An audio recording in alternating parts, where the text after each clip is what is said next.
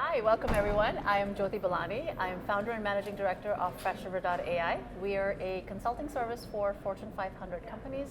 We do strategy and delivery of conversational AI, AI-enabled automation for workflows, and data transformation with foundational models. And I am joined today by Jodie Ruby, Vice President of Marketing for LXT. Welcome, Jodie. Hi, thanks for having me. Yes, tell us a little bit about yourself.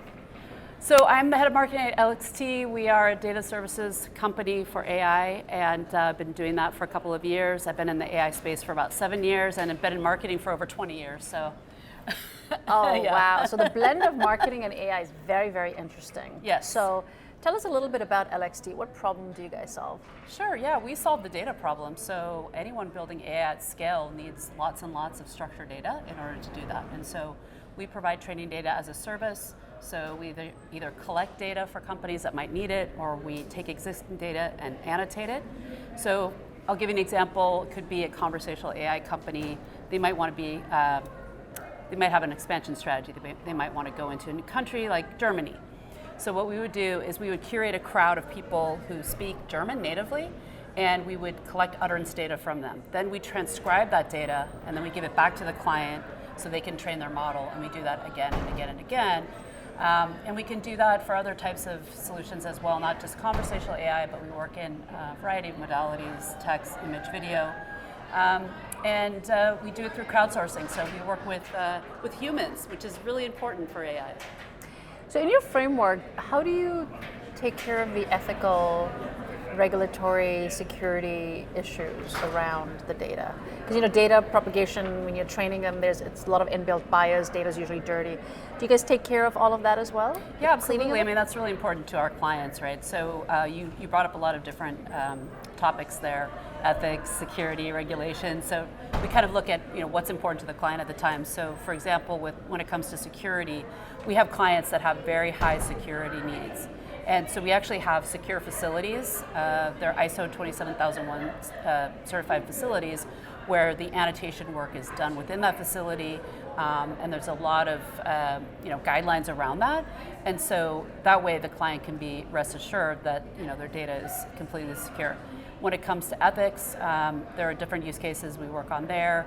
We curate diverse crowds, so there might be clients that say, we want a demographic that looks like X. We want to make sure we're including various genders, race, et cetera. And so we'll do that for them. And that's also been an important piece of the puzzle, because everyone wants to be building responsible and ethical AI at this stage. Yeah, so there was an article, I think, in Time magazine about OpenAI and how they were paying Kenyan workers $2 an hour, and this is happening everywhere. It's not just to call out OpenAI, but this whole training and annotating of data. There are centers in Philippines and India. How do you guys use those facilities, or what's your business model like from that perspective?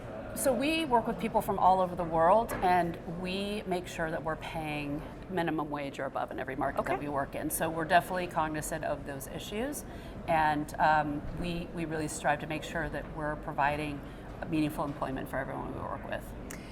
The last 12 months, has anything changed given what OpenAI did with ChatGPT, et cetera? Has anything changed for how LXT is approaching the market for providing data, or is pretty much you guys were in this from the beginning the same way and nothing's changed? Well, of course, generative AI has really exploded, right? And so clients are coming to us with specific needs.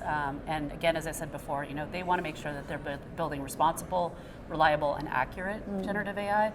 And so some of the things that they're coming to us for example, data evaluation. So they want us to look at, or they want our crowd to look at the output of the generative AI and say, is this accurate, and have people rate it. So look at the output, rate it for accuracy. Look at, does toxic language exist? Is there hate speech? Those types of things, and remove that from it. So humans really play an important role in this whole process, and that's really our business. Got it. I think you're talking about the AI maturity in the enterprise. I think it's tomorrow, right? Why did you guys decide to conduct this research? Like, what prompted it? Yeah, so AI has been on the minds of business executives for years.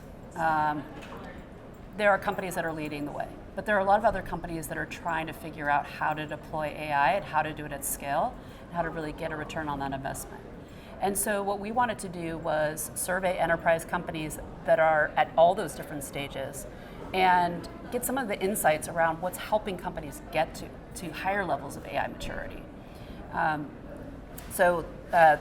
part of the research, and then another piece of it is really looking at the training data side, because that's our business. Yeah. So we want to understand trends in training data and really understand what's driving people to invest in higher quality training data. So we have a whole separate report on that as well around the ROI of training data.